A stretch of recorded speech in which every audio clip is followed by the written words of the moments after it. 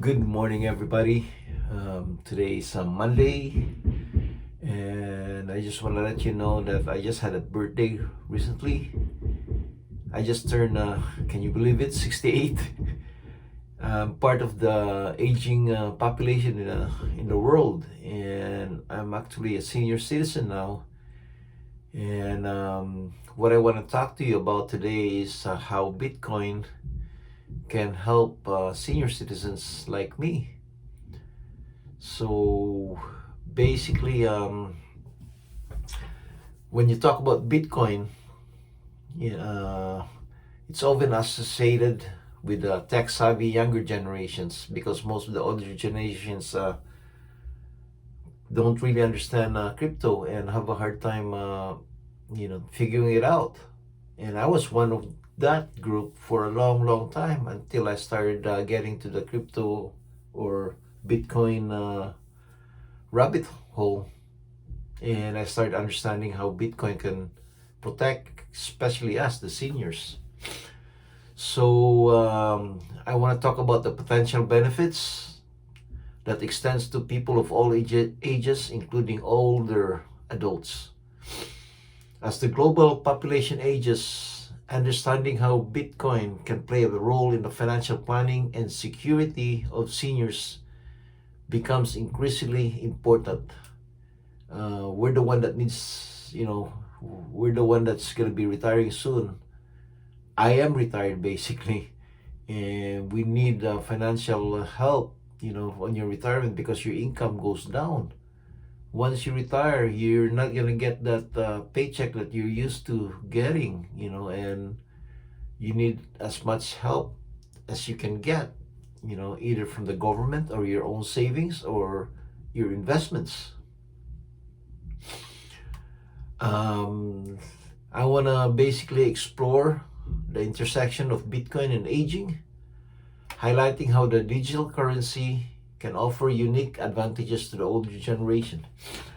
The first one is basically protection against inflation. And we are the one that's affected, the older generation, because we've seen how prices goes up, especially in real estate and things we buy, like in the groceries. But in Bitcoin, because it's got a fixed supply, Bitcoin has a limited supply of 21 million coins. And it's basically making it a deflationary asset, opposite to inflation. Unlike traditional fiat currencies like peso or the dollar, which can be printed in unlimited quantities and are subject to inflation, the scarcity in Bitcoin helps preserve its value over time. So if you're a senior, that's what you need. If you need to save money, you need money that that doesn't lose value over time. For seniors whose fixed incomes and savings are vulnerable to inflation, Bitcoin can serve as a hedge, protecting their purchasing power. So that's very important for seniors. The second thing that we're looking at is basically the wealth preservation. Seniors often look for safe and reliable ways to preserve their wealth.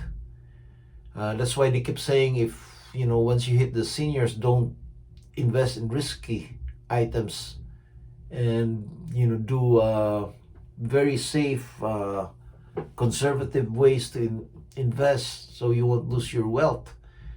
Bitcoin, with its potential for long-term value appreciation, can be an attractive option for those seeking to safeguard their financial future against the erosive effects of inflation. So wealth preservation, basically, that's very important for the seniors. If you've been saving money for a long, long time and you don't want that money to lose their value when you're ready to retire, I would say save using Bitcoin instead of fiat money. And the third one basically is the financial sovereignty, control over finances. Bitcoin provides individuals with complete control over their assets without relying on traditional financial institutions. This independence can particularly be empowering for seniors, allowing them to manage their own money directly and securely through digital wallets. As a senior, you want that control over your finance. Um, you want to make sure you have that money when you need it for your day-to-day expenses. I've found out that if you have somebody else to control your money, like banks, they can say, you want to withdraw some money, and they say you can't do it because it has to be, it has to be there in a certain amount of time, um, or any other excuse they want to use, or you could only take a certain portion of your money. It's your money, but they control your money. That's what's going on with banks. And we need that independence as a senior because we don't have a regular job anymore. We need that money. We're basically relying on our social security, which is, I'll tell you right now, not enough.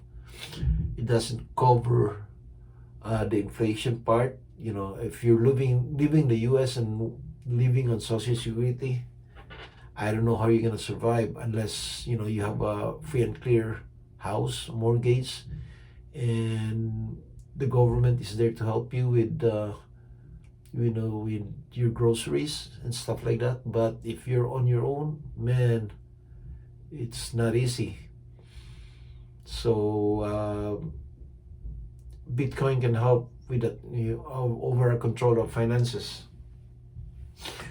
Another aspect about Bitcoin is it's decentralized. There's no central authority that can freeze accounts or impose restrictions like how banks do it. And this aspect is appealing to older adults who wants to ensure their financial autonomy and avoid potential banking restrictions. Same thing was I was talking about. And another way is the ease of transacting. Bitcoin transactions can be simpler and faster than traditional banking process, which often involves paperwork, intermediaries, and delays. For seniors, especially those with limited mobility or access to physical banking facility, the ability to send and receive money digitally can be highly convenient. So we're so used to going to a bank, and drive to a bank and go inside and talk to a teller and fill up forms saying we want to withdraw or we want to deposit this much money, or talk to a banker about this problem, that problem. And sometimes when you're a senior and you have medical problems, you can't basically just go out there and drive your car and go to the bank. And this is a good way, so we don't have to go physically to a bank anymore. We can basically send and receive money through digital means. All it needs is just your phone, and that's it. It's very convenient, and the fees can be lower. Bitcoin transactions typically have lower fees compared to traditional banking methods, especially international transfer. I'm Filipino and I do have relatives in the Philippines and stuff like that. So if I send money to the Philippines, this is the best way to do it. So if you're a senior and you need to send money to family members abroad or receive funds from overseas, Bitcoin is the cheaper way to do it. Also, it's more secured. As senior, we are often targeted by financial scam, and we can benefit from the enhanced security that Bitcoin offers, because Bitcoin transactions are secured by cryptographic algorithms, making them highly secure and reducing the risk of fraud. So I've been a victim of scams, I think a few times already. I would say about twice already, or maybe even more that I didn't even realize, at least twice or three times. And it hurts not only my ego, you think you're better than that, right? And also your wallet. I mean, that those money that I lost in scams, I could have used it for, traveling somewhere.